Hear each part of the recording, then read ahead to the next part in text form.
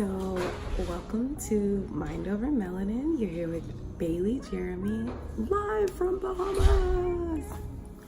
So, earlier this month, I did a live podcast show that was amazing in person if you were there. But I did not get to capture the audio or the video. And that really bothered me. So I really wanted to just redo the episode.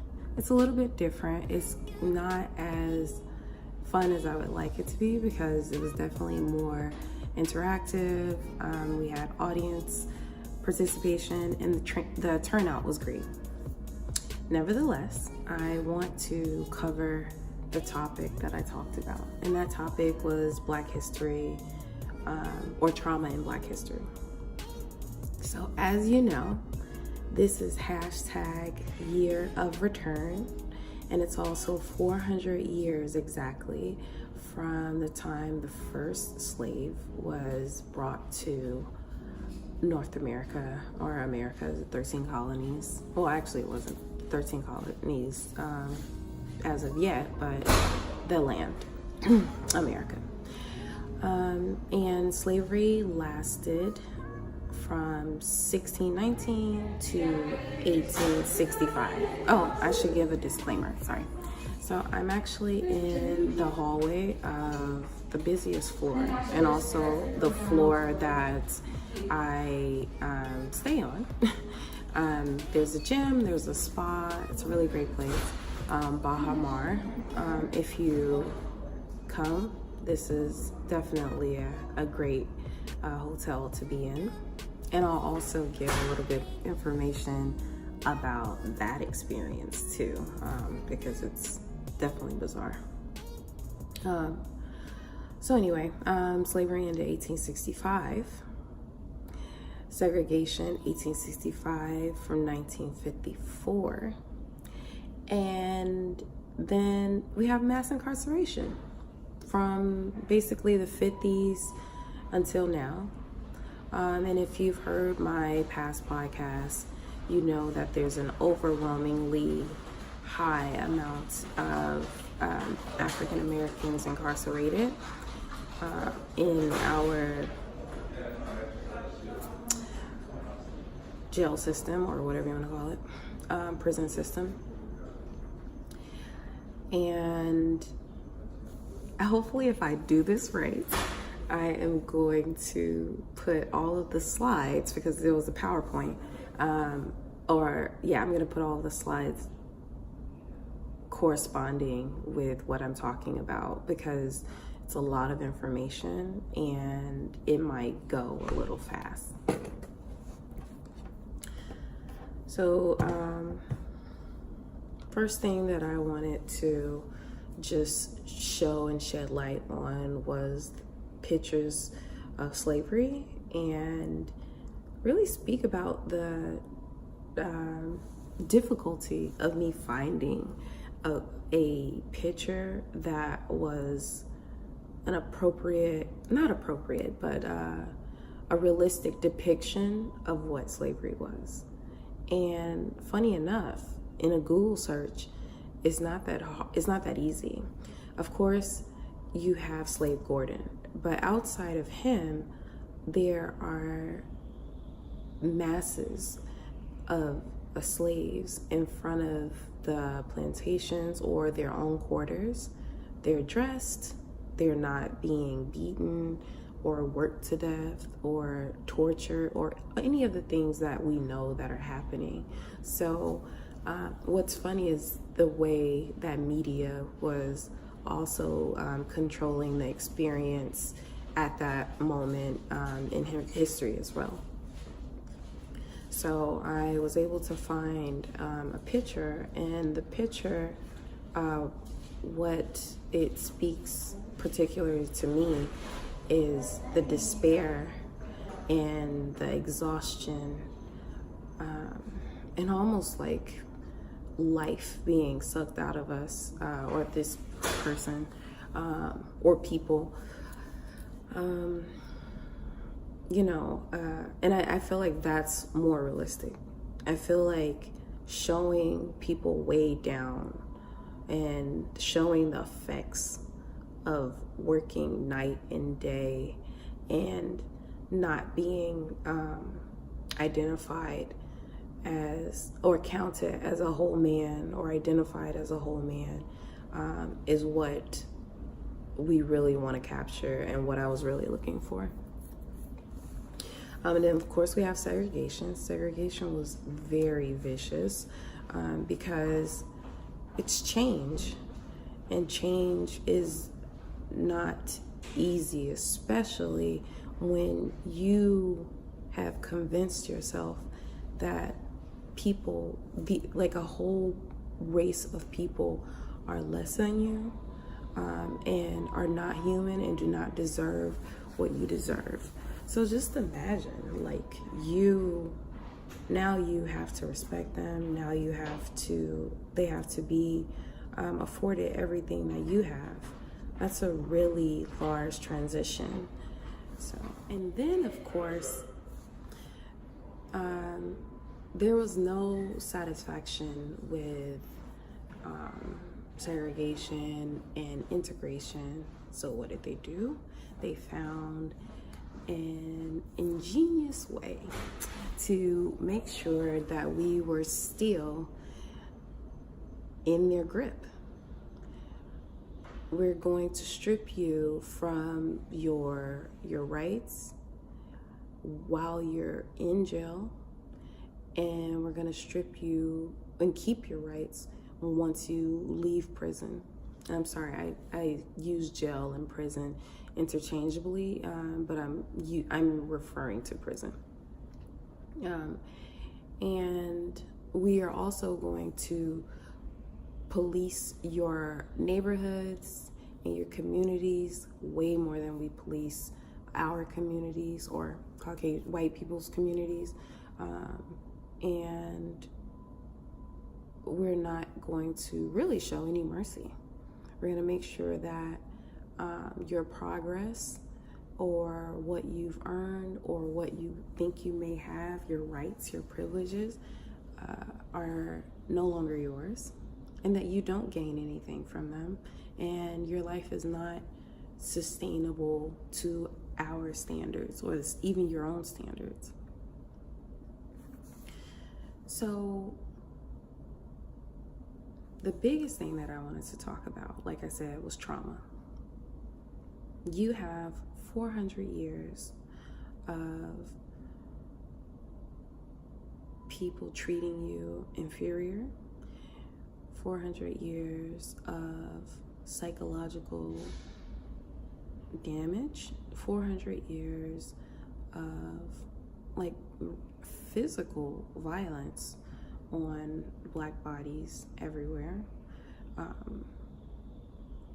And then of course it gets, well, now in Trump's era it's not as subtle, but for a while it was subtle racism, or it wasn't obvious. And also it just kind of became part of the narrative. How many people knew, especially like Black people specifically, knew of a family member going to prison or being in jail, whether it was for a spell. I mean, I had a very close family member who lived with me go to prison for 10 years and then come back and live with me again. So I know that firsthand, and I know tons of people where this is their narrative, and we know all too well just the expectations and the ins and outs of putting money on books and commissary and bail money and all of these unfortunate things. So when examining post-traumatic stress disorder, the first criteria is a stressor, and a stressor includes if a person was exposed to death, threatened death, actual threatened serious injury, or actual sexual violence in the following way. So it can be direct exposure, witnessing trauma, learning that a relative or close friend was exposed to trauma, and indirect exposure to aversive details of the trauma, usually in the course of professional duties. So many people, if you think of like I was interacting with a gentleman, and he used a term that I don't usually hear or use myself in the field, but he said, "Can you speak more about national trauma?" And I thought that was an interesting term because trauma is relative and people experience it different. One big, I guess, national trauma that you could refer to is 9/11. And if you think about 9/11, there are people around the world, including myself, or people around America, who experienced 9/11 differently. And it's not to deny that it was traumatic, because it definitely was. However, at the time, I was a child. I was not in New York. I did not have any family in New York.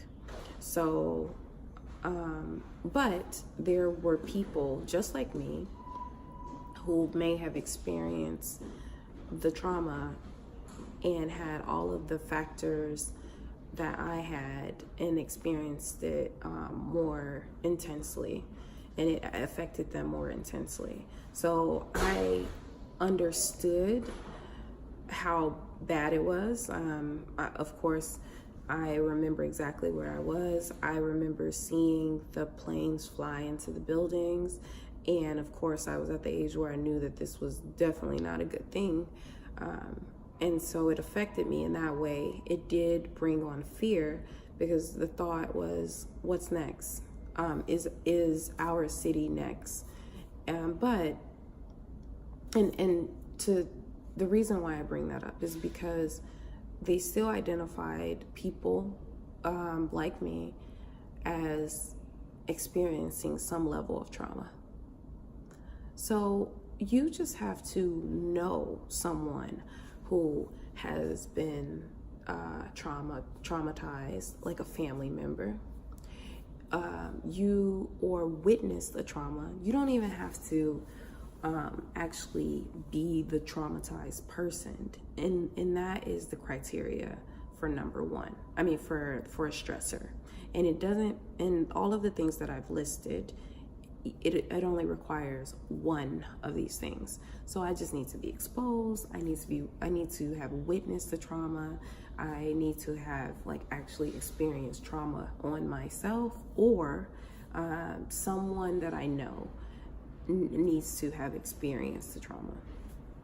If you think about the last 400 years for African Americans, it's pretty easy to actually fit in one of those criteria.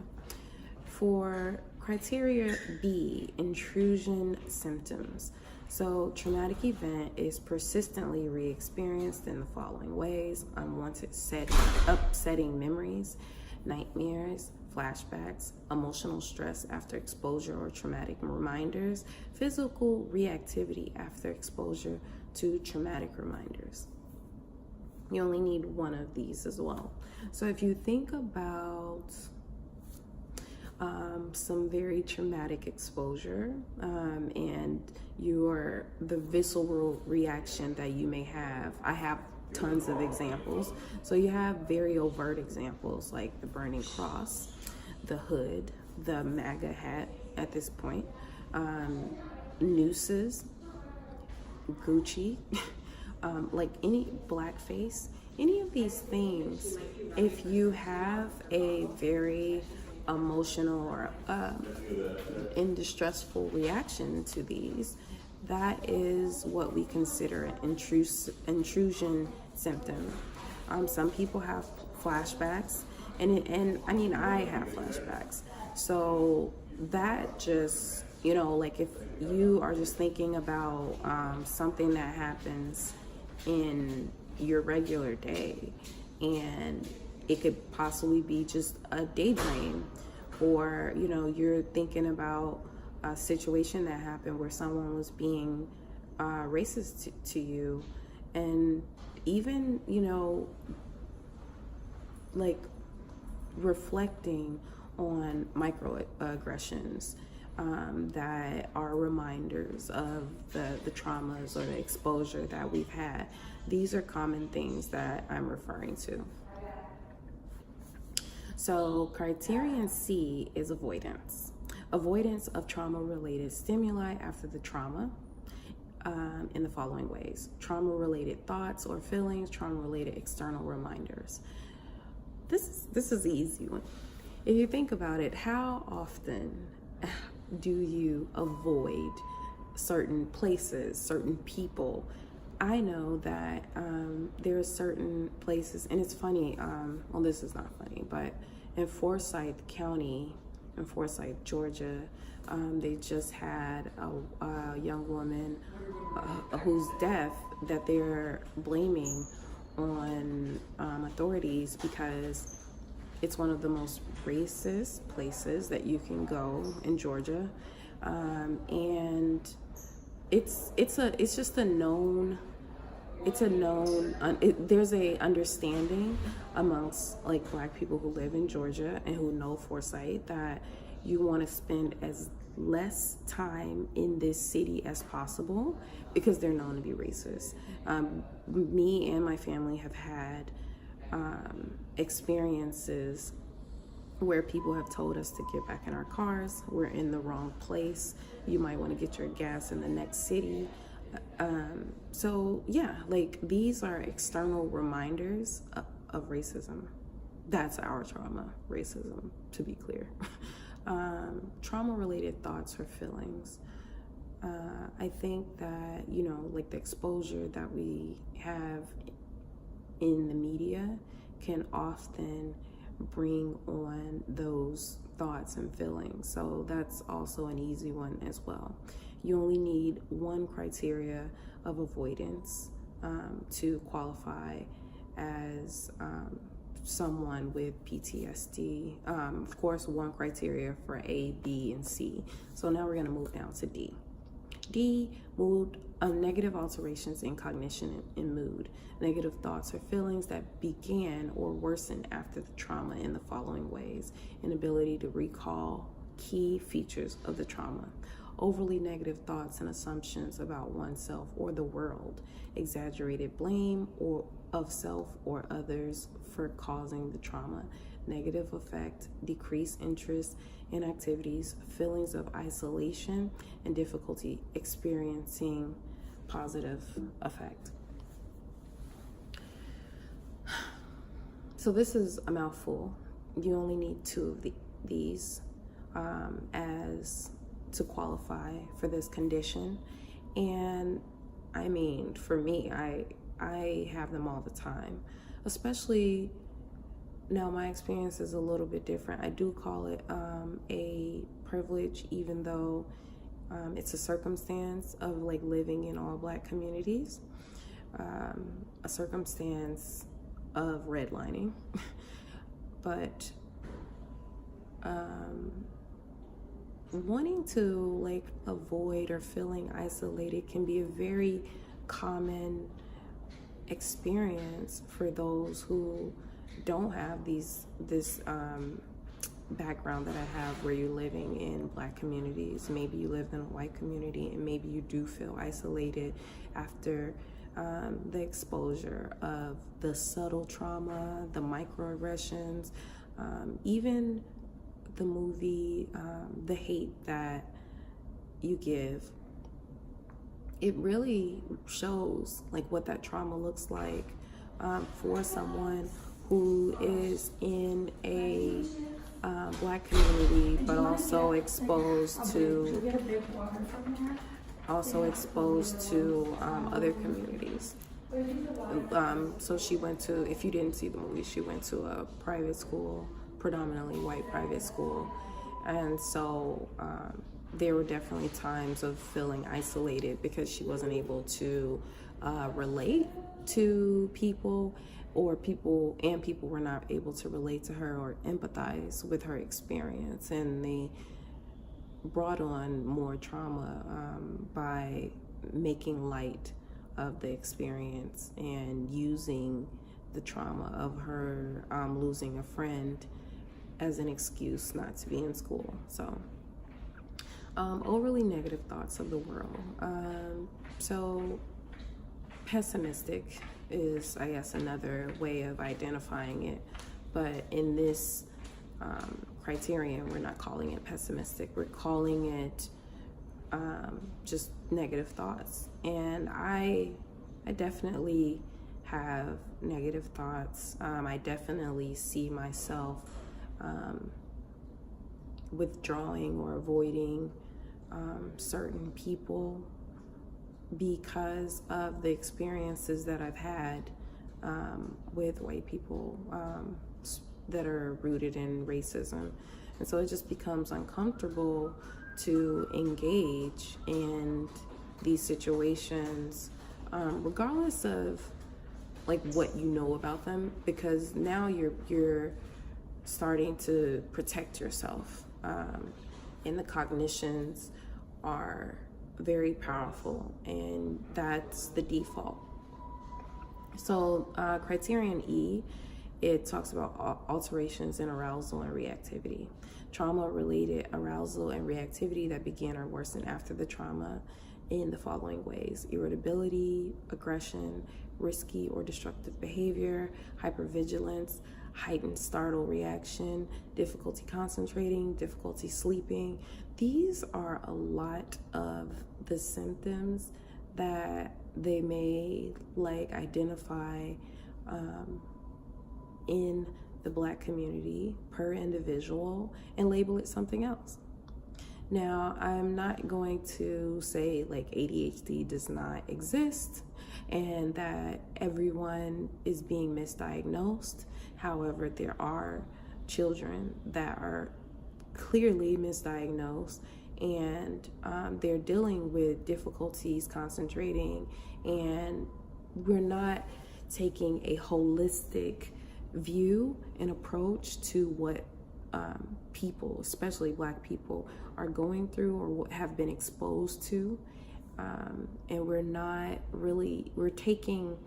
we're taking some symptoms out of context, and we're then labeling or diagnosing incorrectly. So I truly believe that. Hypervigilance is definitely one of my personal symptoms that I have. So growing up, and I mean, you know, like some of you may have also experienced this in your household where your parents tell you, you know, about safety and looking around and all these things. And I can guarantee you that the Black talk there's not like a equivalent version for other races where it's like, oh, you know, if you live in the suburbs, and if you know, like most, get to take advantage of white privilege, you don't need these talks. But these talks, these experiences, these cognitions will lead you to be hypervigilant. So, you know, if I'm somewhere, I'm looking around, and luckily I'm aware and knowledgeable to know enough to know that this is a symptom, and for me it definitely makes sense. I'm a Black woman, the most disrespected woman or person in America, unappreciated person in America. Aggression, irritability, you know, me and my husband, I don't want to put this stereotype out there, but me and my husband always talk about just being like very tough, like me being very tough, because because I'm from Chicago, and after I left the south side of Chicago, I lived on the south side of Atlanta. And so, we talk about how I just have a underlining toughness to me. And I think to some degree that has a lot to do with not just my experience of being in a Black community, but all of the historical context that I briefly mentioned. That's what that's about. And then criterion F says the duration has to be only 1 month for you to be considered having PTSD.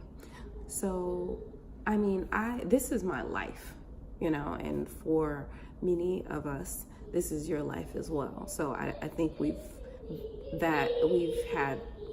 qualified for that criterion. Like I said, this is one of the noisiest floors. So, yeah. Functional significance. Symptoms create distress or functional impairment. And they're referring to like social or occupational. I think so. I definitely think that that's an easy criteria for us to also fulfill.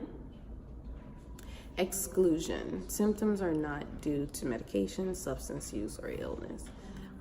Yeah, that's not a prereq for us at all.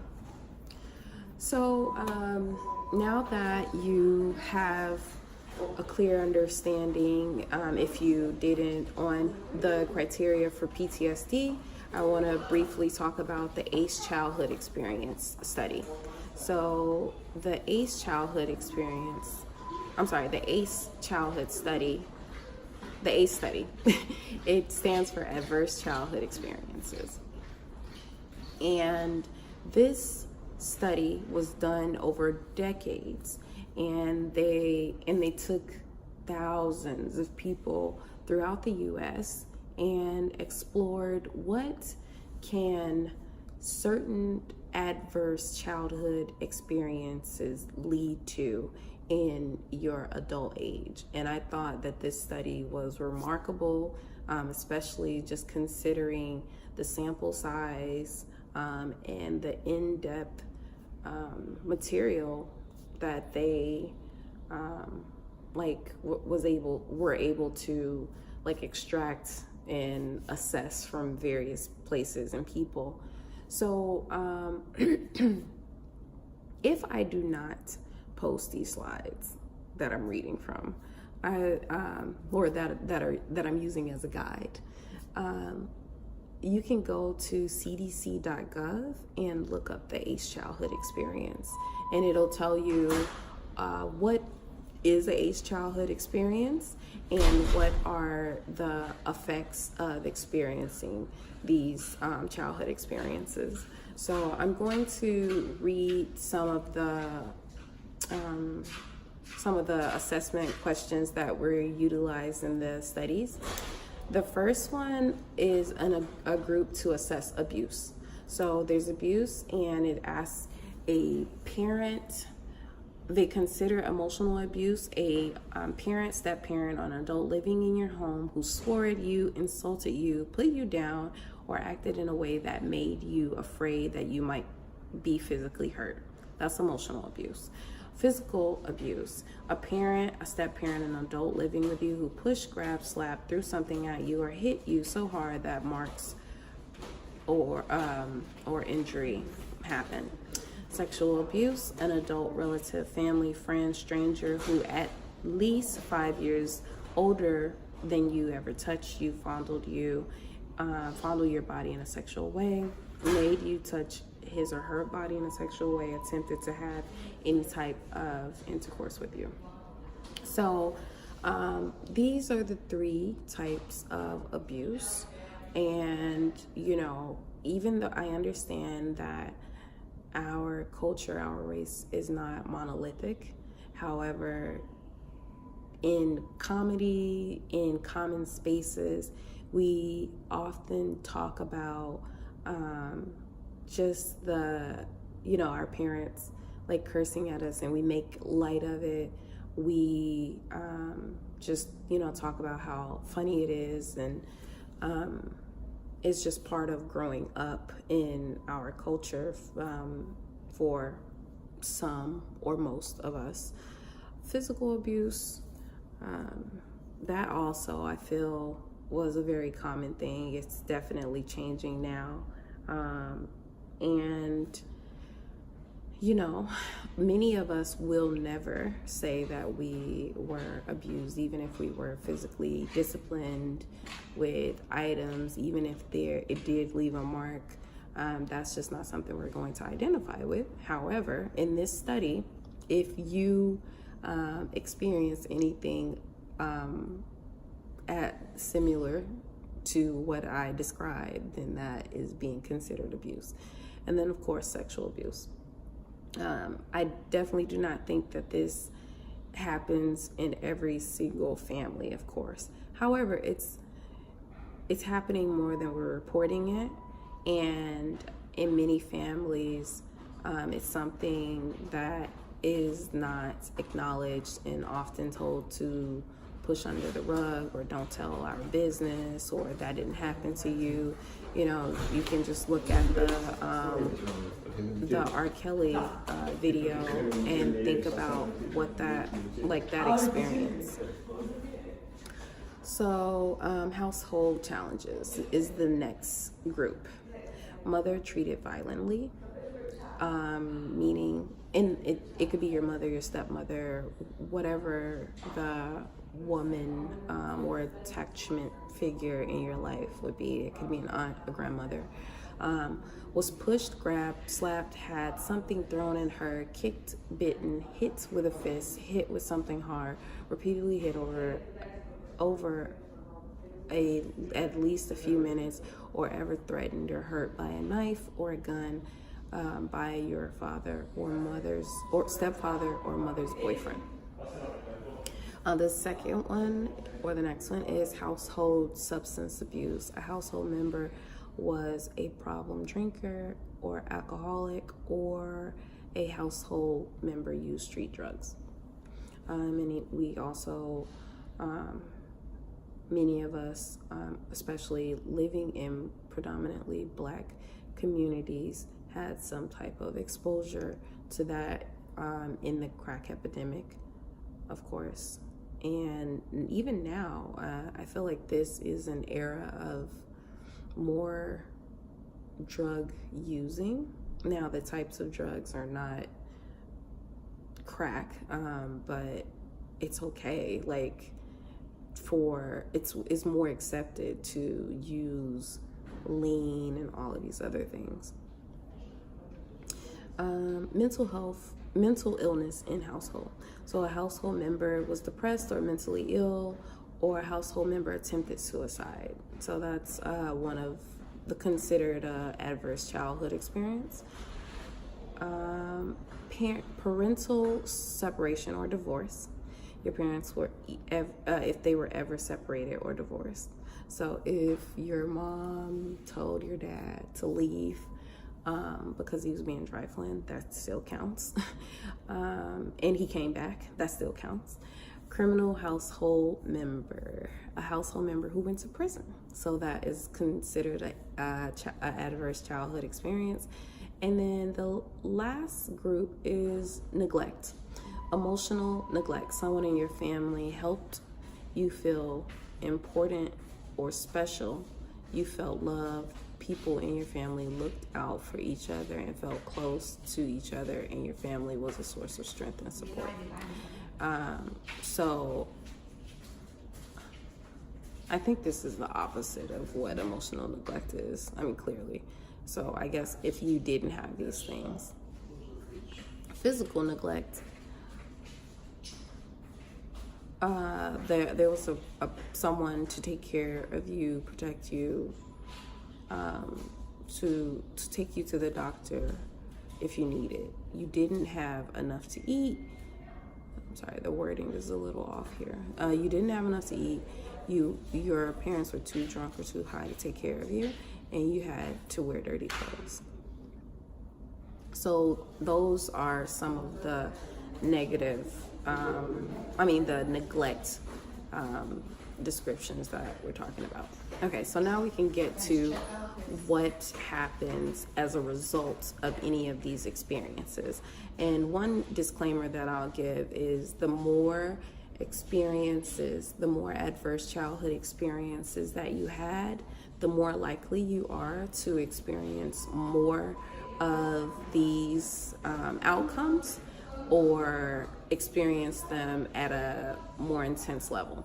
So the outcomes are alcoholism, alcohol abuse, COPD, depression, fetal death, health-related quality of life, illicit drug use, heart disease, liver disease, poor work performance, financial stress, risk for intimate partner violence, that's another way of saying domestic violence, multiple sex partners, STDs, smoking, suicide attempts, unintended pregnancies, early initiation of smoking, early initiation of sexual activity, adolescent pregnancy, risk for sexual violence, and poor academic achievement. So, I shared this ACE study because for me, I lived in a home. I think my household was considered middle class. We had 2 cars, and I easily experienced many of these outcomes with my experiences, like even with some of these protective factors of being in a 2-family home, or being in a working middle class family, and having parents that were able to bring me to school every day. It did not protect me from a lot of these outcomes in my adolescent life and also in my adult life. So there's a book called Post-Traumatic Slave Syndrome, and it's somewhat controversial because people don't think that it's fair to say that there are symptoms from slavery, that there are experiences from slavery that led to psychological damage now. The reason why people are not happy or in alliance with this view is because it negates or undermines other experiences that we're having right now that are related to institutionalized racism. Instead of saying that we're experiencing trauma because of something that happened over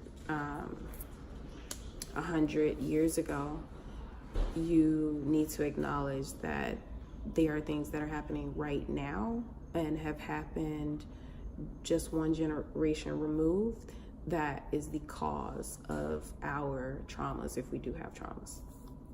So I am in this spectrum of post-traumatic slave syndrome and the critics.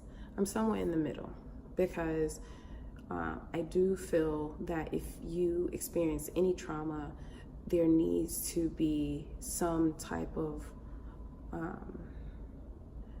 solution or remedy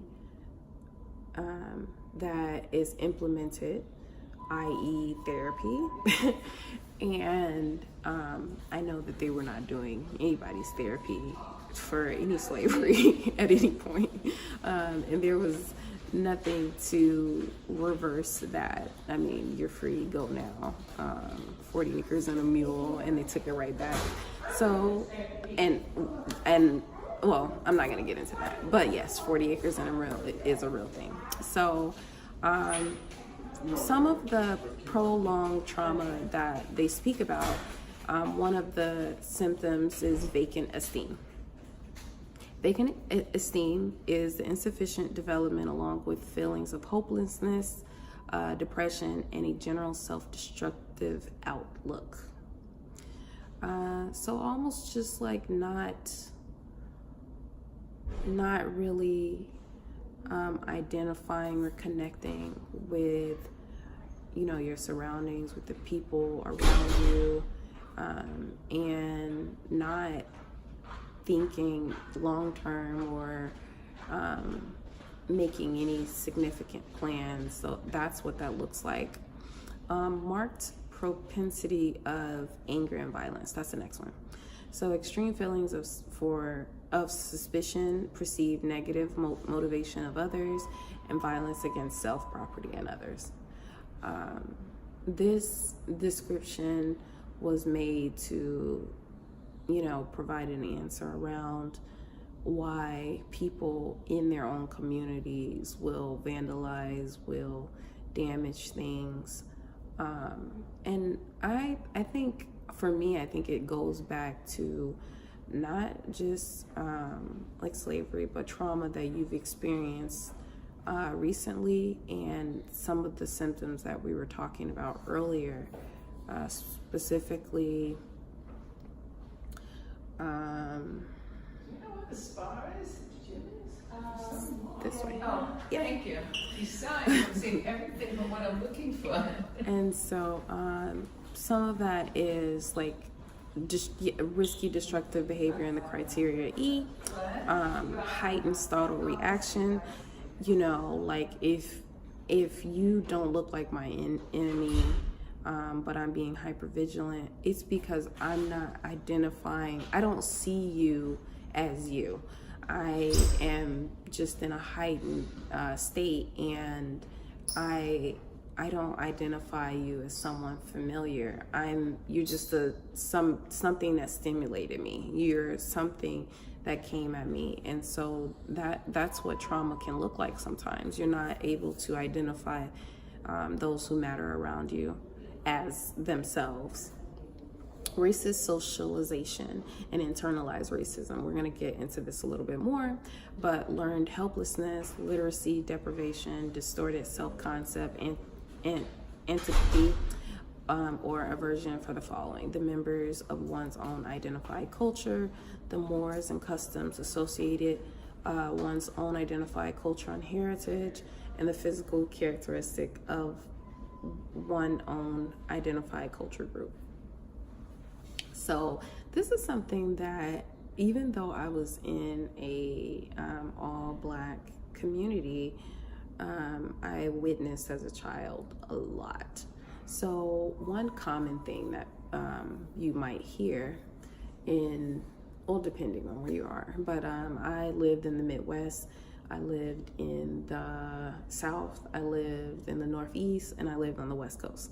And in all of these places, as a child and as an adult, I hear people saying, oh yeah, we are mixed with white, we are mixed with Indian, or, you know, really just trying your best to move away from the Blackness, trying your best to validate your identity.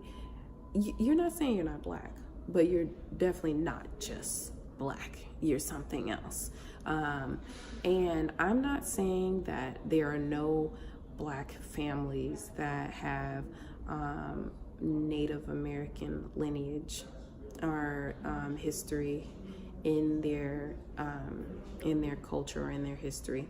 However, that's not all of our experiences. We can't all be Native American and Black. So, you know, that's something important to just acknowledge and just think about, you know, like how for you guys out there, like, did you notice that growing up? Or were you the person doing that? Like, did you, for some reason, feel like this was something you had to break away from?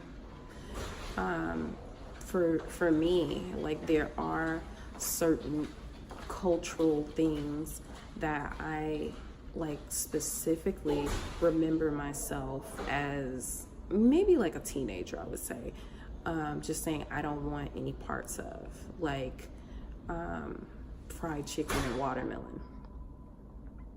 One, I don't like watermelon, but I don't know if it's because I made myself not like it, but I really don't like it. And I don't like fried chicken. But also, again, I don't know if it's because I just made myself not like it. But yeah, you can't get me to eat any of those two things. However, it could subliminally be some type of racist socialization where I'm distancing myself from something that is parallel to my culture. And not saying that's everyone's culture. However, fried chicken, and all of my family, both my parents have, they're they have 7 siblings, each of them. So I have tons of aunts and uncles, and fried chicken is just something that we all do. So, but anyway, so I want to go to the 5 stages of cultural and racial development. And I love this stage. I love this concept. So there are 5 stages. The first one is pre-encounter. And I'll say this, you can go back and forth. I guess ideally you would progress from one level to the next. This is not something that you're born with as a child. However, you start to acknowledge your race at some point, like when you learn about race, because it's a social construct. It's not like something real. When you learn about it, you are going to go through these stages. So the first one is pre-encounter, and it's seeks to assimilate in the dominant culture. And in America, white culture is the dominant culture. And so, you like look for ways, or even people who will say like, oh, you're like one of us, or you're my friend, or whether that's like some type of alteration to your physical body, that can be the pre-encounter phase. Like maybe instead of wearing your natural hair or braids or whatever it is, you intentionally perm or add weave. And I'm not anti-weave. I'm gonna get a wig at some point once I can afford it. But you intentionally seek to assimilate to the dominant culture. Like that is what the function and the purpose is. And so the second one is the encounter stage, and individuals are forced to acknowledge her differences through an event or a series of events. So this is if for some reason like the difference is highlighted more than not for whatever reason, especially like in the Trump era. I think that's pretty easy. Like maybe you realize that the people that you're around are, not saying they're not Black Republicans, but historically, in the last few decades, Black people have aligned with the Democrats. So maybe, like that comes out that you do not have the same you're not in the same political base or party. Or someone says something to highlight the difference, like whether it's a physical attribute, whether it's a cultural thing that you didn't realize you were doing, but through a series of events, or even one like main predominant event, you realize that there is a difference. The last one is the third one is immersion. Strong desire to surround yourself with with visible symbols of one's racial cultural identity. So once you're ostracized and you feel not accepted, you start to have a desire to be around people from your identity, whether that's dating, whether that's going to places where we are, if you're not in a predominantly Black community. The fourth stage is internalization. Individuals secure their racial cultural identity and seeks to establish meaningful relationships of one's racial cultural identity. So you're no longer trying to deny, you're no longer trying to be accepted. You had the desire to associate yourself with your culture, and then you achieved with that very that very thing. So that is what internalization is. And then the last one, internalization commitment, and that's my favorite. The individual discovers ways to communicate their commitment to the concerns, needs of their own racial cultural group. I've seen on Instagram some really great posts about just like how to be like a powerful activist, even if that's like not your predominant job or mission, but that's kind of what that looks like, whether it's volunteering, whether it's just acknowledging some of the disparities in the culture and having a desire to address them.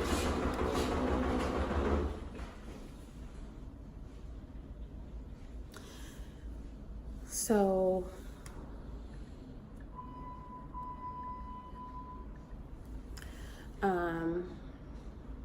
I think that, you know, like with everything given, you may be wondering, okay, so how do I get to the fifth stage if you're not already in the fifth stage? Or how do I reverse the trauma if that may be your biggest thought about this entire talk? And the way that I think people, one very easy way that doesn't take any money, any time really, is eliminating self-identity that is rooted in negation. And what that looks like is creating terms and identity that have nothing to do with the history that was interrupted. The interrupted history, or some words that were not ours. One great example of that is Kwanzaa. Kwanzaa, and I'm not saying go out and celebrate Kwanzaa. I mean, I've heard a lot of people be like, "Oh, I don't celebrate that." I don't know why you're, celebrating the fact that you don't celebrate Kwanzaa. That's pretty great. But because it's not a religious holiday. Some people have that misunderstanding. You can still be Christian, Muslim, and celebrate Kwanzaa. It's a cultural holiday. But what Kwanzaa did was it created words that had meanings that we're familiar with, and we use those words. Nia means purpose. You have Kuji Chakalia, Ujima, all of these things.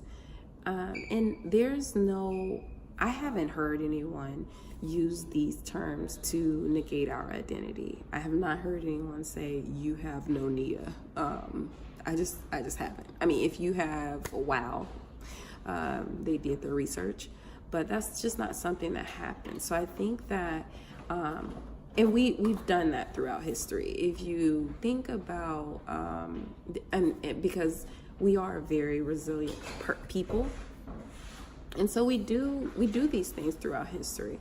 We create very important and significant phrases, terms, affirmations that, defy what has been put on us. So some of those are, I am somebody. That's a very familiar chant. Another, I am my own unique, special, creative, and wonderful self. Say it loud. I'm Black and I'm proud. My Black is beautiful. Black girl magic. All of these things speak resiliency, and they're not rooted in negation. They're just positive affirmations that we have embraced to identify self. Other ways that we have done that is through art. Finding positive ways to that's a great resourceful outlet. And one thing that I would stress with this is your affirmation, your positive affirmation, your tools of healing you cannot intersect them with capitalism. Because what happens is you start to produce beyond joy. You start to produce for duty. So if you're an artist, that's great.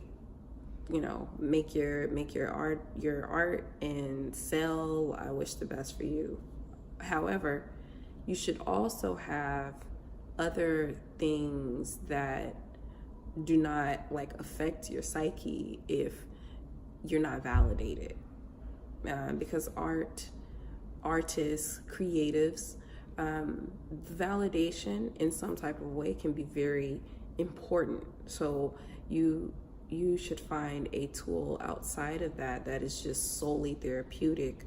So if you're an artist, maybe if you're a paint, drawing, whatever artist, then maybe you can use some other outlet of artistry to use for a therapeutic tool. And that goes with dance and singing as well. If that is your main job, your main purpose, the thing that you do, find something else that is also just as rewarding, that does not require monetary validation or acknowledgement in order for you to sustain. And in order for you to keep going, you want something that you can do no matter what. And then the last example of affirmation. So we've talked about verbal, we've talked about art.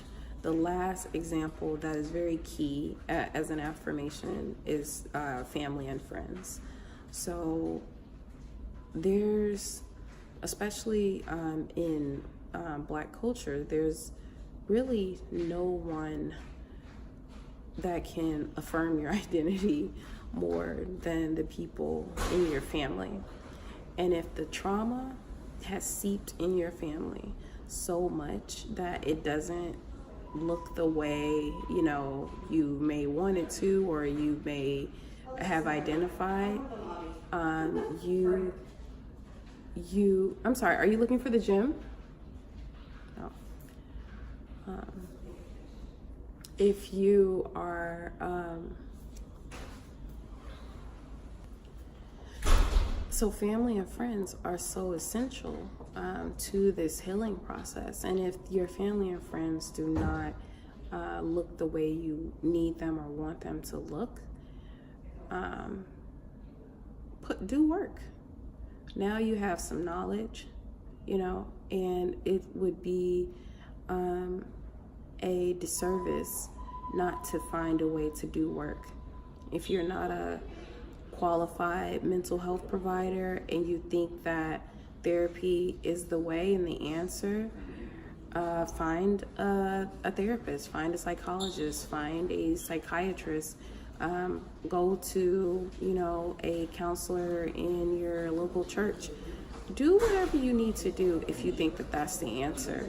But I will honestly say that it starts with you.